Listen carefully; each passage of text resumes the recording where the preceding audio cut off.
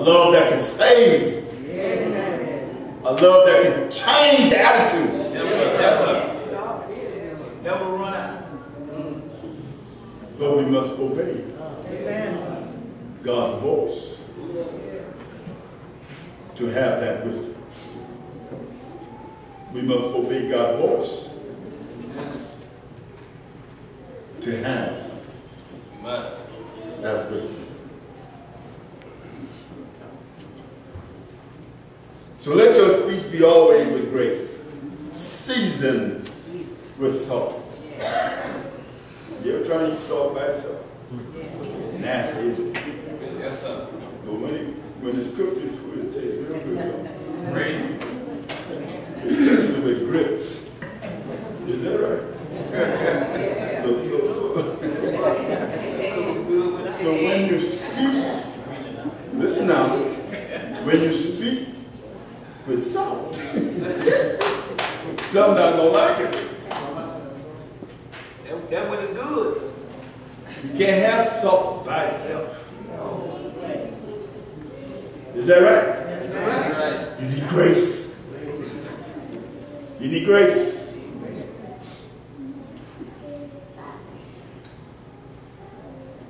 You need grace.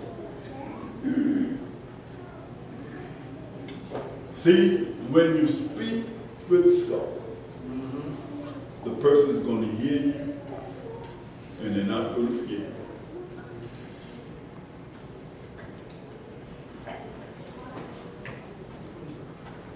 Amen. Because Paul is saying here to us that your speech always be with grace, seasoned with salt, that ye may know. That ye may know how ye ought to answer every man. So when you respond to those who are asking you about yourself, let it be with salt. Let it be with salt.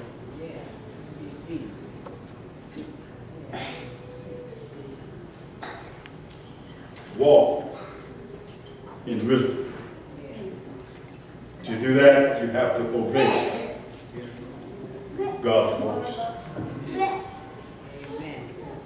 And that can only be done in the Spirit. Not with these ears, in the Spirit, in your heart. That's right. God speaks to us in our heart. We can't hear God with these ears. When these ears are hearing something else, we can't hear God in our heart. Focus on God when He's speaking. Amen. Because if you don't, you'll be like Peter this morning. Lord, let us build 3 tabernacles. And that's when God showed up and said, this is my beloved son, hear him. So just because God showed you something, people, be careful how you respond. Evaluate and look at how you respond before you speak. Because the old flesh wants to speak first. It wants to be noted. It wants to be seen. That's the division in your house. But if there's unity there, Lord have mercy. You have power over that flesh. You have power over that desire to be noted, to be seen. Yes. That's real. So we say we love God. How much do you love Him? He loves you to the utmost. Amen. Gave His only begotten Son. How much do you love Him? Are you returning the same love to Him that He loves you? Amen. If Jesus can deny Himself to be faithfully committed to His Father, and He lives in me, why am I doing it? That's why we said to you last Sunday, examine yourself. And God will show you. And when He shows you, don't be like Peter. Hear what Jesus has to say. Obey his voice. Making the right decision. How much? Then Paul went to the Ephesians. Yes.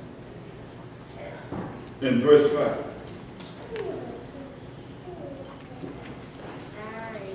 And Paul talked to the Ephesians about it. So he said, not only the Corinthians had problems, the Ephesians had problems also. Amen. Amen. And Paul says to the Ephesians in chapter 5 and the first verse,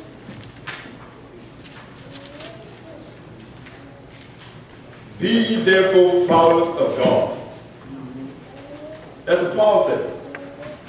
So here Paul is identifying Jesus as God. Because God said, do what? Hear his son. Amen. Amen. Be ye therefore followers of God as dear children. Now, in order to hear Jesus' voice, you have to obey God's voice. Amen. In order to hear Jesus' voice, we have to obey God's voice.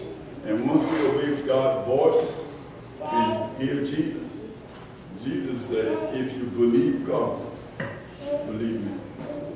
So Jesus is letting us know that him and his Father are one. What is that? There's unity between him and his Father. So we ought to be. How much? So and verse 2 says,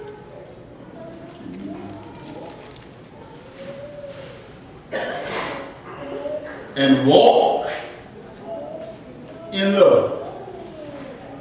See, to the Corinthians, he told them to walk